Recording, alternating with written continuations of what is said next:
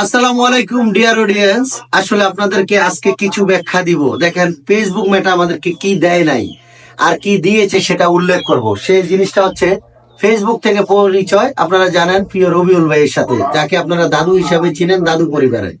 ওনার সাথে আমার এরকম একটা অন্তরঙ্গ সম্পর্ক হয়েছে, কিন্তু মাধ্যমটা হচ্ছে ফেসবুক।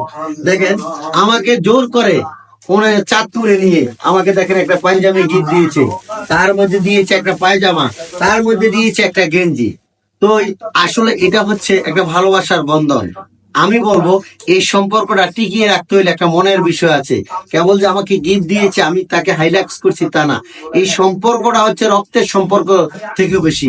তা আমি অভিনন্দন জানাই আমার প্রিয় রবিউল দাদুকে, আমার প্রিয় বিগ ব্রাদারে। কারণ এই ফেসবুক থেকে সম্পর্ক থেকে আজকে এত দূরে আসছে। আমার জীবনের প্রথম কোনো ঈদ যে অন্য আমার কোনো ভাইয়ের গিফটে আমি এই ঈদের কাপড় পরবো। তো অবশ্যই আপনারা আমাদের সাথে থাকবেন, আর এই সম্পর্কগুলো, এই ভালোবাসাগুলা ধরে রাখার চেষ্টা করবেন। সেই ভালোবাসার টাকা পয়সা দিয়ে হয় না, রক্তের থেকেও বেশি। তো অনেক অনেক অভিনন্দন, আবার ঈদ মুবারক সকলকে অডিয়েন্স, আর বিশেষ করে আমার প্রিয় লিডার রবিউল ভাইকে।